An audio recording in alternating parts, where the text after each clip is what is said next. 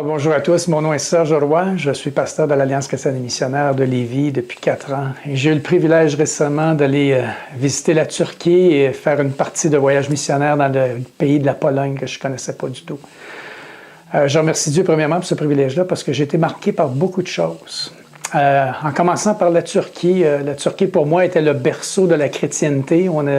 On lit dans l'Apocalypse le message qui est adressé à Jésus aux 7 églises, on l'appelle les 7 églises de l'Apocalypse, et ça c'était toutes des églises qui étaient en Turquie. Alors pour moi c'était excitant d'aller sur les lieux mêmes où avaient marché des apôtres et où la chrétienté avait commencé.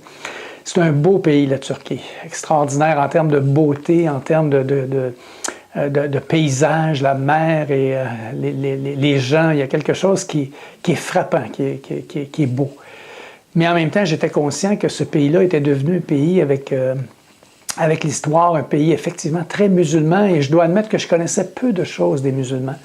J'avais jamais eu l'occasion d'en côtoyer dans ma vie. Il n'y en a pratiquement pas ici à Québec, du moins que j'ai eu l'occasion de rencontrer.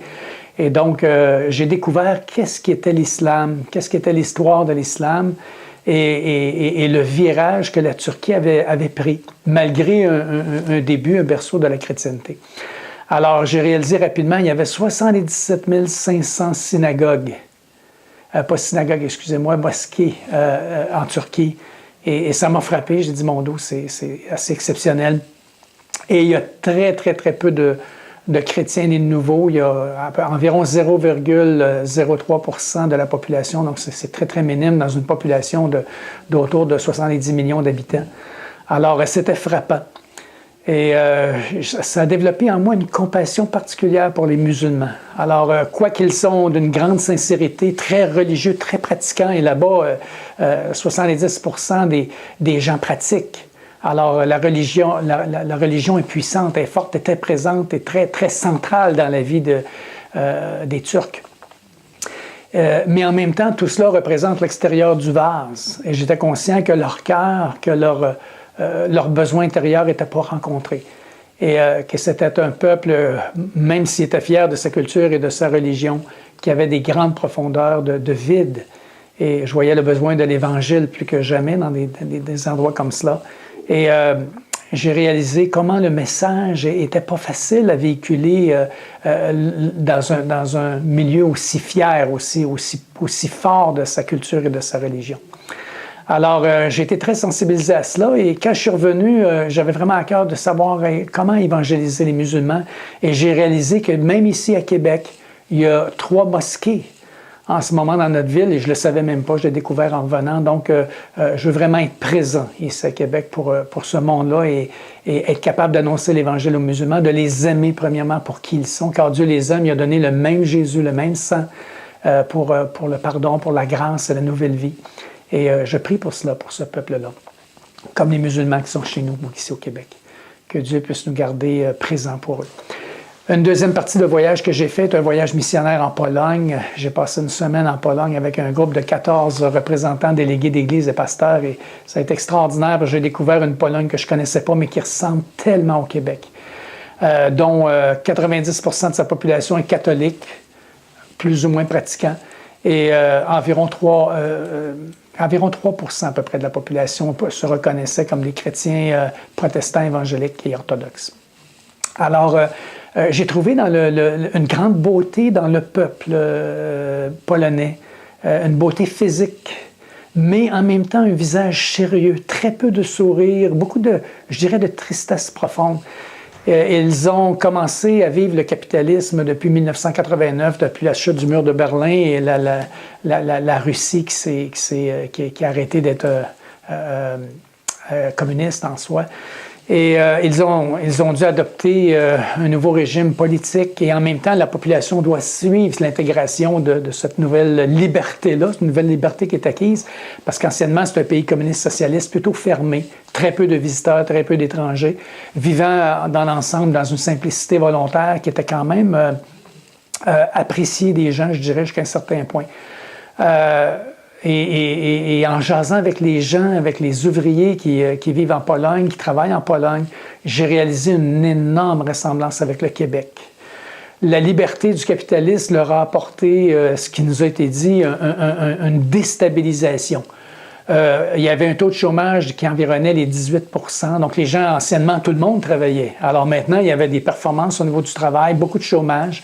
Les gens voulaient acquérir beaucoup plus de biens, donc un endettement, une famille qui se brisait. La drogue a commencé à arriver, l'alcool. Et ils vivent dans un monde, ils acquièrent cette liberté-là, mais à un prix qui leur fait peur et qui les déstabilise. Et en même temps, ça nous amène sur le sujet spirituel, à savoir, est-ce que c'est le régime politique qui fait qu'un peuple peut être heureux puis se tenir debout? Et ils ont été envahis tellement de fois et ils avaient connu, et on a visité Auschwitz pendant que j'étais là, ils ont connu le règne d'Hitler qui a été très court, mais qui a complètement bouleversé cette population-là. Il y a tellement de Polonais qui sont morts. Il y a eu tellement de diaspora des Polonais à cause de ces choses-là, à cause des envahisseurs russes aussi dans le passé.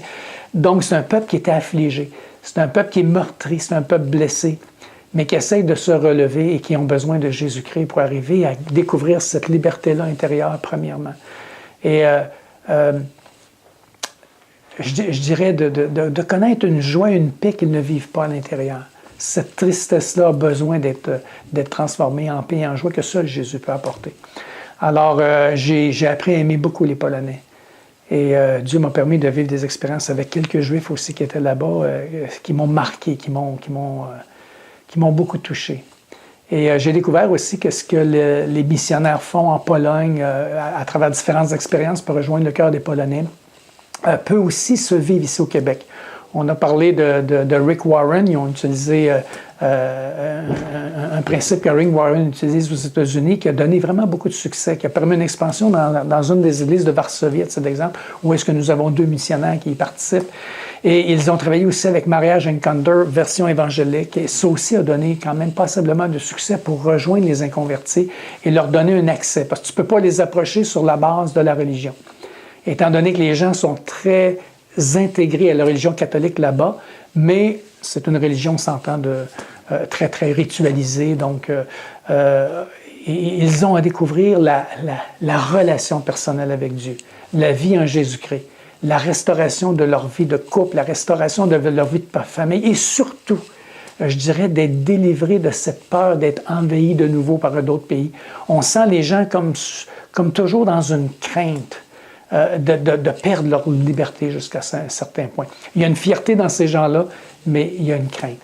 Et je prie vraiment Dieu que non seulement nos missionnaires puissent continuer à faire une différence merveilleuse là-bas, mais qu'est-ce qui a eu du succès là-bas puisse peut-être expérimenter, c'est ce que j'aspire à faire avec mon Église ici, à l'expérimenter au Québec.